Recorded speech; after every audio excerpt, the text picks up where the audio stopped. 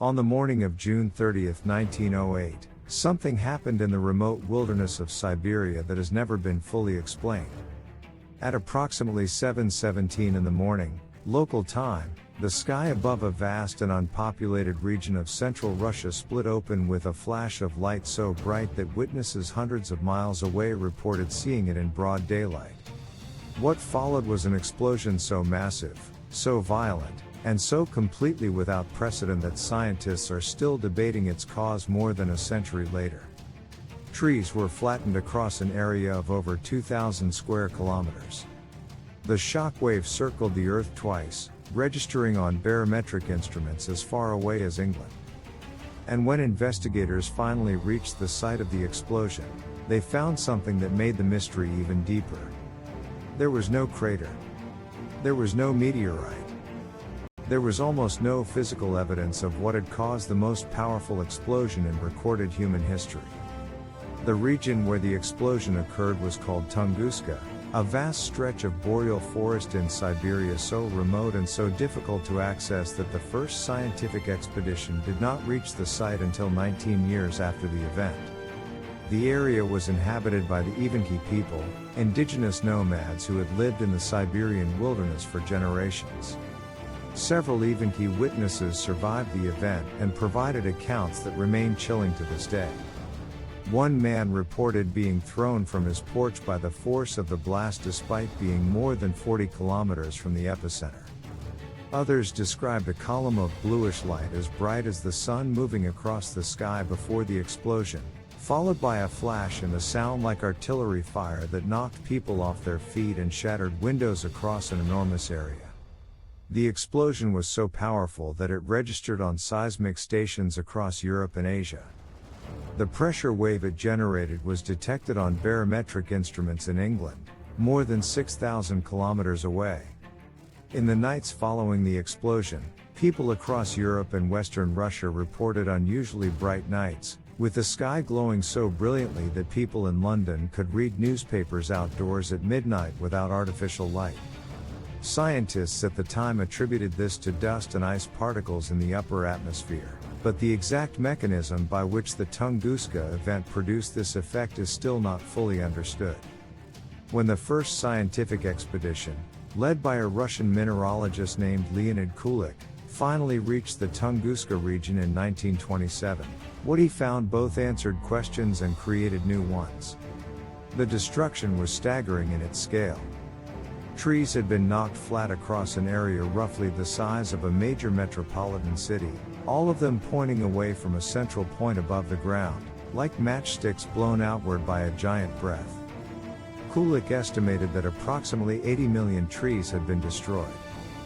But at the very center of the blast zone, a small area of trees was still standing upright, stripped of their branches but not knocked down, a phenomenon that suggested the explosion had occurred directly above them rather than at ground level.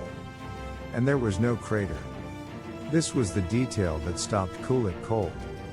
Every conventional explosion, every meteorite impact, every geological event that could produce this scale of destruction should have left a crater. But the Tunguska site had none.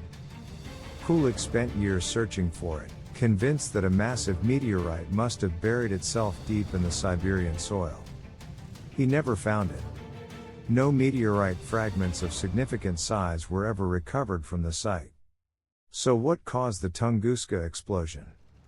The most widely accepted scientific explanation today is that the explosion was caused by a small asteroid or comet that entered the Earth's atmosphere at high speed and exploded before it reached the ground in what scientists call an airburst.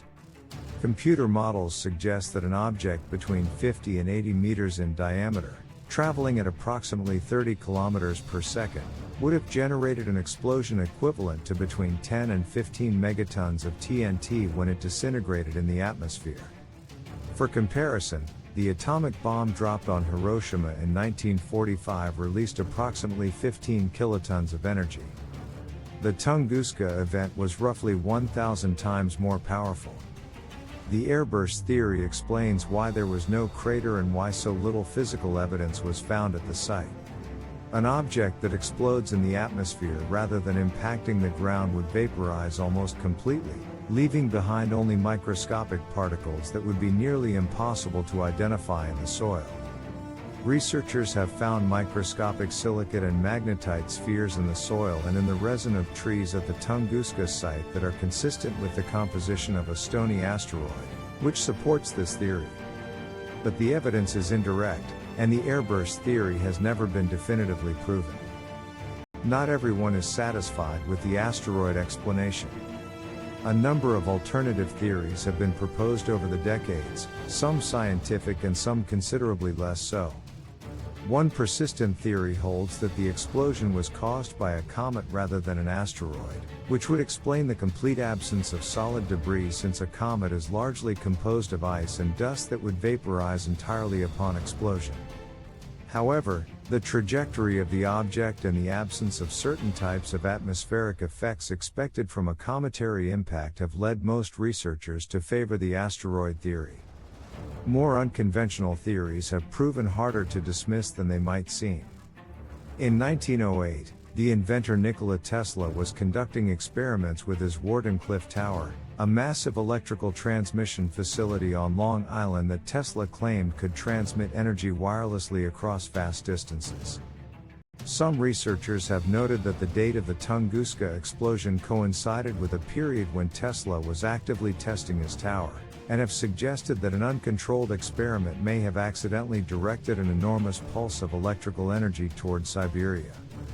Tesla himself reportedly said after the Tunguska event that he could have been responsible, though this claim has never been verified and most physicists consider it physically impossible with the technology available at the time.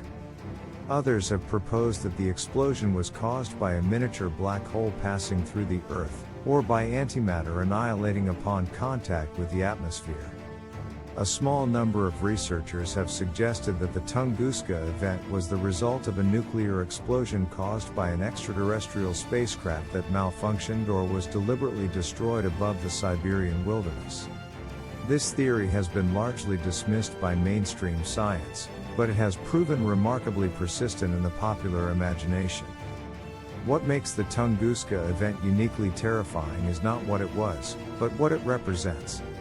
An object large enough to flatten 2,000 square kilometers of forest passed through the Earth's atmosphere and exploded with the force of 1,000 Hiroshima bombs.